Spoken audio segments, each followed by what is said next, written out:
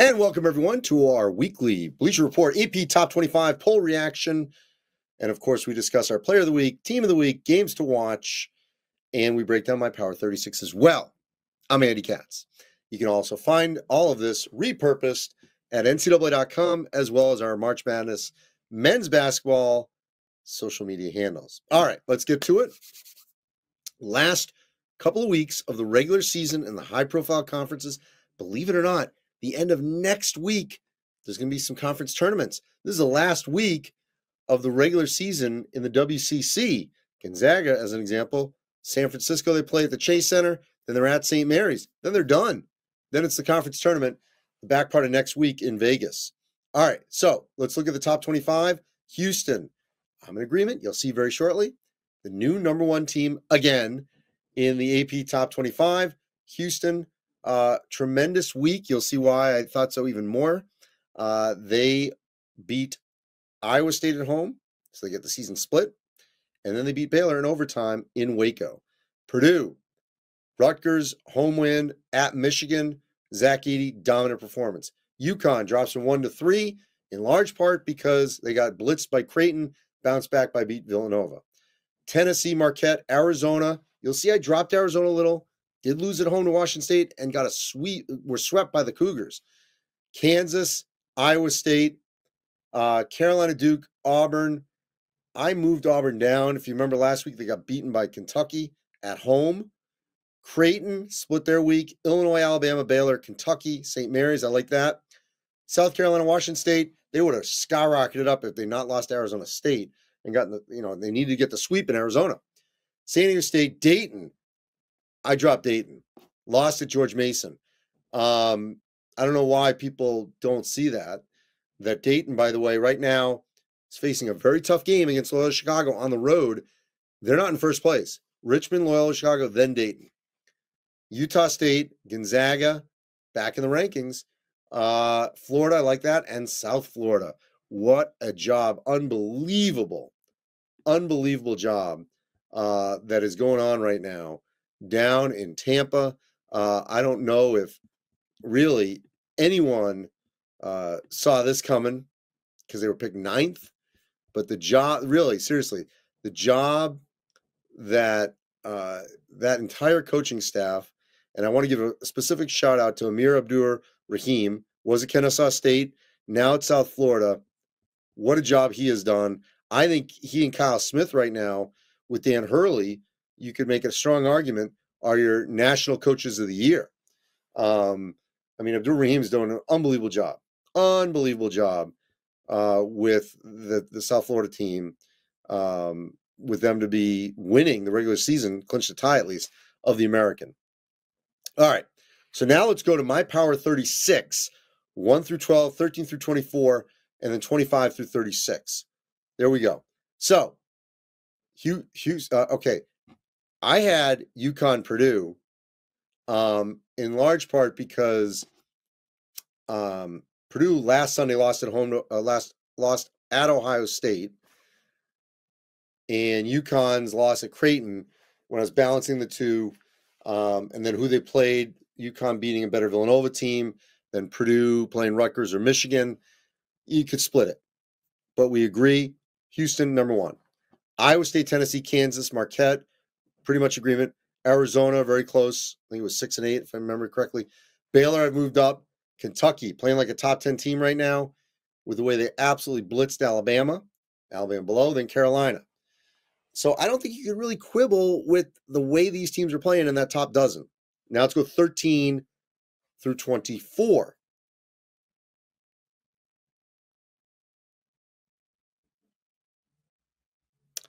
Duke, Illinois, Creighton, St. Mary's, South Florida, Washington State, Gonzaga, Florida, very similar. Here's where we're different. 21, 22, and 23. Wake Forest, what a week they had. Wake Forest beats Pitt, then Duke.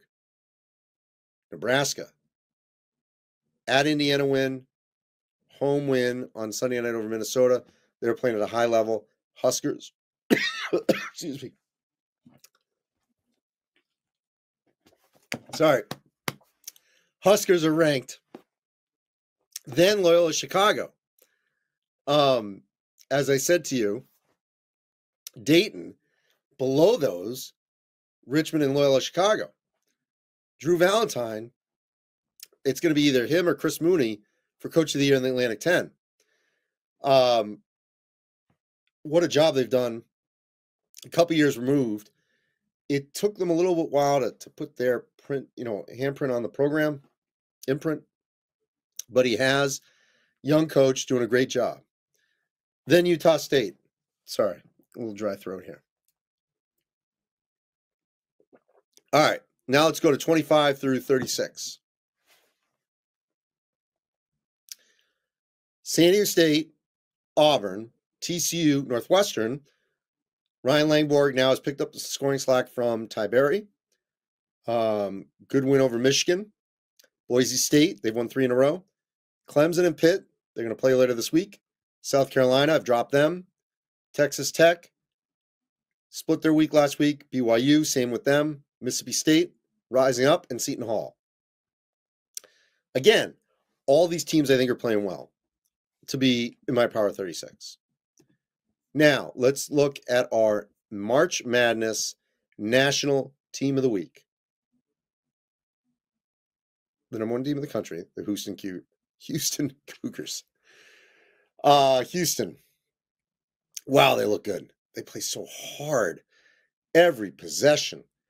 Kelvin Sampson coaches hard. Kelvin Sampson and his son's doing a great job. The whole staff. The more I watch this team, the more you really appreciate the way they play every possession. Get the sweep of Iowa State. The split of Iowa State.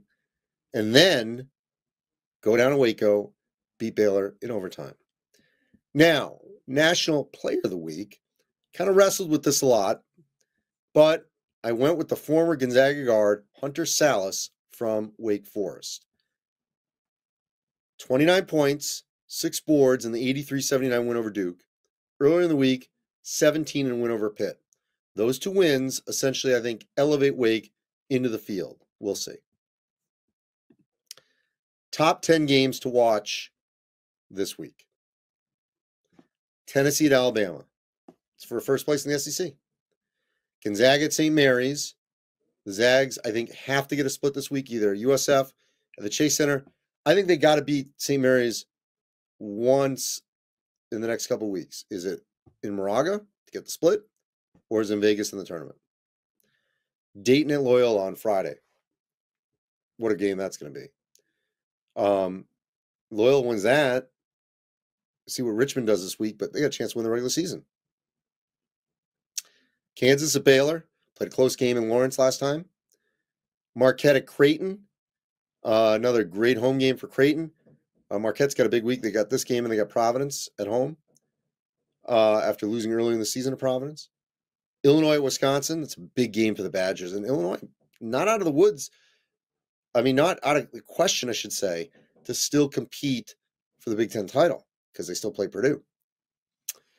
Virginia Duke, I'm actually going to be there Saturday night. Really want to see what the Cavaliers got in them. They've not scored 50 in the last 3 games. And Duke's going to be, they're going to beat Louisville. It's going to be a big game for them. Back-to-back Saturdays, they get this game, and then they end the season with Carolina at home. Kentucky at Mississippi State. Kentucky playing like a top 10 team right now. It's a huge game for Mississippi State. Huge. Okay. Mississippi State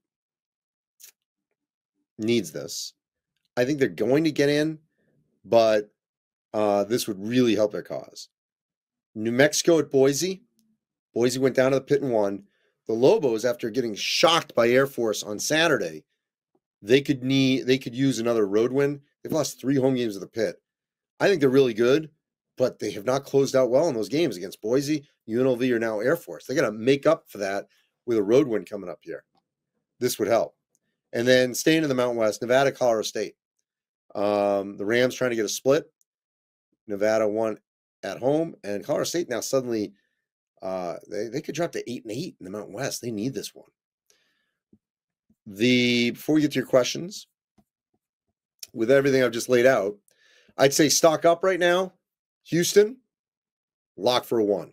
South Florida, their seeding is really improved, and Abdul Rahim could be National Coach of the Year.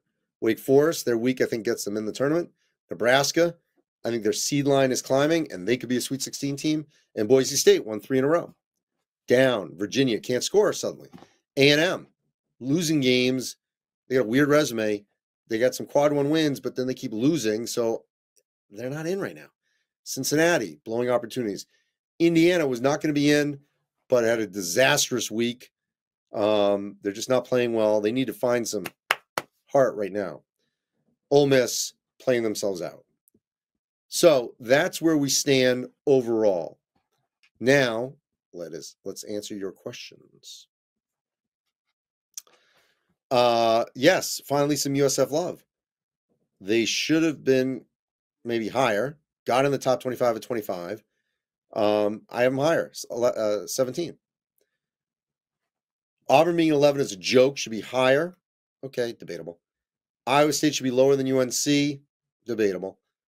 How is Florida in there? Well, Florida didn't lose to Wake. That's SEC, ACC. If you're talking about in the last week, no. Maybe you meant Florida State. I don't know. Ranked Nebraska, I did. I put Nebraska in my top 25. Where's BC? No, they're not in there. San Diego State seems low. Well, they can't win on the road right now. Washington State, South Florida, and Utah State need to be gone. Disagree with you, Dillian Rivera. Kentucky seems low after obliterating Alabama. I had them in my top 10. Purdue's losses are significantly worse than UConn. Well, that's why I had UConn 2, Purdue 3. Does Loyola truly deserve to be 23 in your power, 36? They're good, but I don't know if they're top 25 good yet. Well, they have won. You say that, and I just want to make sure I'm correct on this.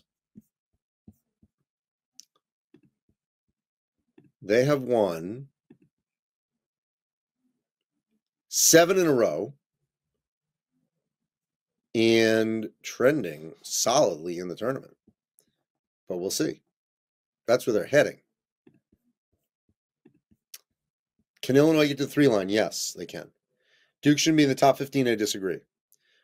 So Auburn, Tennessee, yes.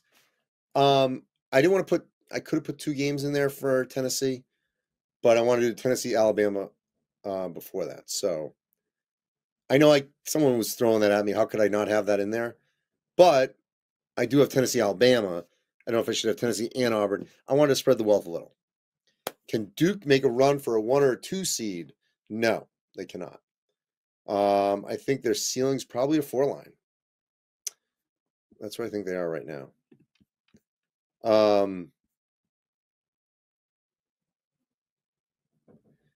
Rick asked about McNeese State. I'm telling you, if they get in by winning their tournament, people are going to have them circled in that 12-5 game because I think they're going to be at 12.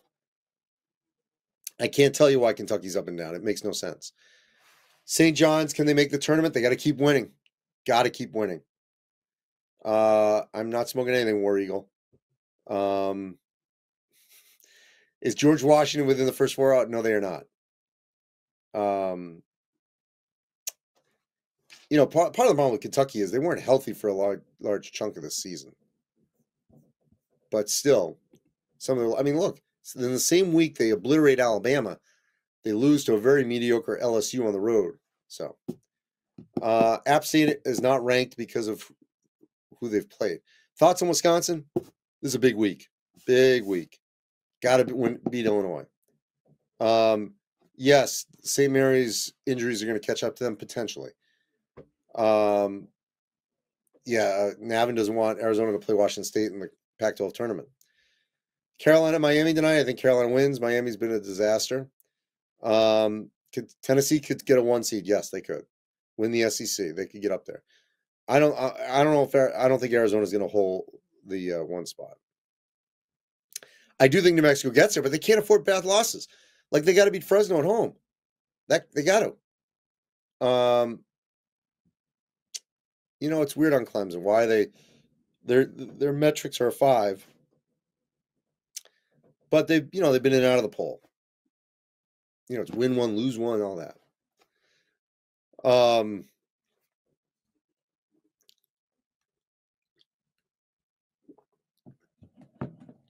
Yes, Miami's out for sure. Just going to take one or two more here. Excuse me. God, I got a dry throat. I like, if St. Mary's were healthy, I'd like them more. Penn State got to win the Big Ten tournament.